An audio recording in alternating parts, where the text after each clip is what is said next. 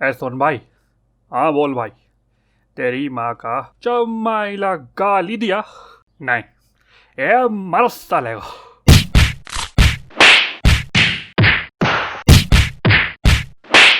हाय, अंग अंग तोड़ दिया सालों ने। अबे मैं तो बोल रहा था कि तेरी माँ का फोन आया, जाके उठा ले। व्हाट्सअप भाई लोग, मेरा नाम है एबोनी माओ और मैं थैनोस चच्चा के यहाँ हर मंगल अवसर पे बकैती करता हूँ। लेकिन भैया आज यहाँ बकैती की जाएगी भारतीय मीम कल्चर के बारे में। तो अगर आप लोग अपना ज्यादातर टाइम इन जगहों पर बर्बाद, एक मिनट, टिकटॉक टिकटॉक। अरे यार शर्मा जी क्या चल रहा है यार, निकाल दो इसको यहाँ से।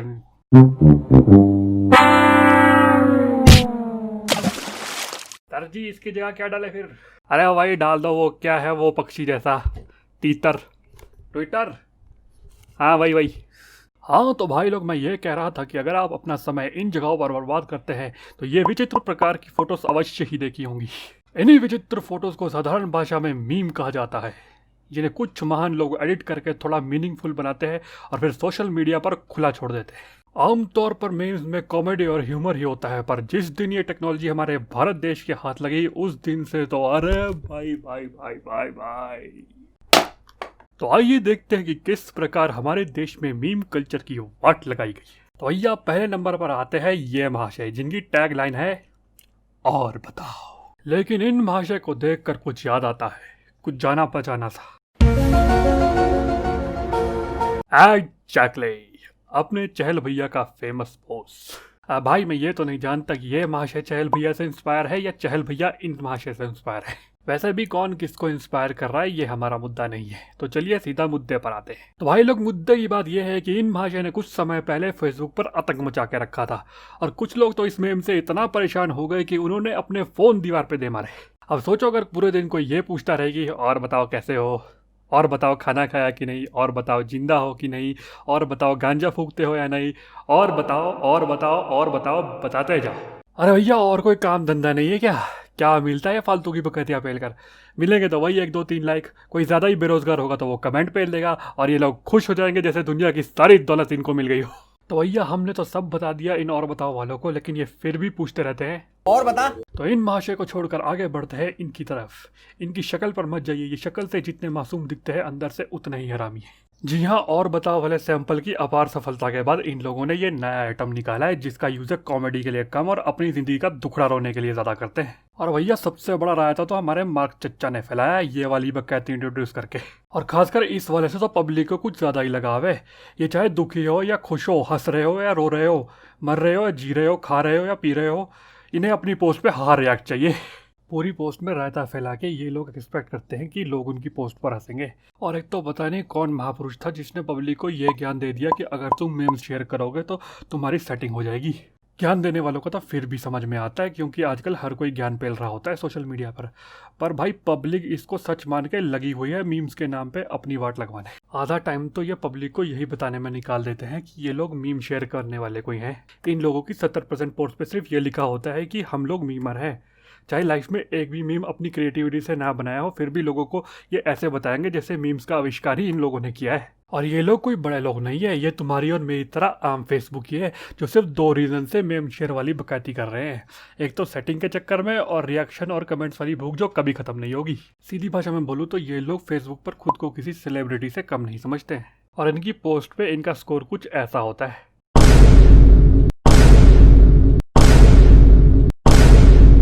और ये भी ऐसे नहीं मिलते हैं, इनके लिए भी ये अपनी पोस्ट पर 20-22 लोगों को टैग करते हैं। और जब इतना करने के बाद भी इनकी दाल नहीं गलती, फिर ये लोग धमकी पे उतर आते हैं, अब से मेरी पोस्ट पे जो भी हायर रिएक्ट नहीं करेगा उसे मैं अनफ्रेंड कर दूंगा। जैसे किसी को फ़र्क पड़ने वाला है।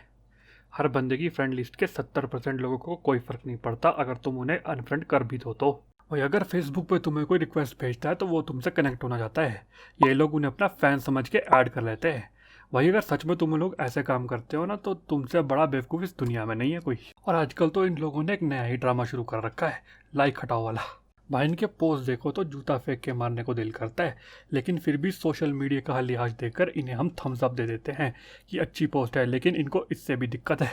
भैया ये कॉन्सेप्ट मेरी समझ से तो बाहर है कि लाइक से इनका क्या नुकसान हो रहा है। ह्यूमर का एज तक तो इनकी मेम में होता नहीं है, फिर ऐसी पोस्ट पे अगर लाइक दे भी दिया तो वो भी बहुत बड़ी बात है। एक दिन तो मैंने पूछ ही लिया कि भाई ये भेदभाव क्यों, तो सामने से जवाब आया कि लाइक करने वालों को मीम समझ ही नहीं आते। भाई ये जवाब सुनकर तो मेरा मन किया कि मैं चलते पंखे में अपना सर दे दूं। मतलब भाई इन लोगों की नज़र में पब्लिक मेंटल मूर्ख है। ब्रह्मांड का सारा मीम ज्ञान तो सिर्फ इन्हीं लोगों के पास है। और मीम खुद का बनाया हुआ हो तो बोलना बनता भी है, लेकिन ये दूसरों की मेहनत को अपना बताकर लोगों का काट रहे होते हैं। खुद को मीमर की उपाधि देने वाले ये लोग बड़े बड़े पेजेस की मीम उठाकर उन्हें अपने अकाउंट से पोस्ट करने को हार्ड वर्क कहते हैं। भाई ऐसे लोगों के लिए मेरे पास एक ही जवाब है कि मैं चोरी की मीम्स पर रिएक्ट नहीं करता, और ये वाला मीम भी मैंने खुद बनाया है।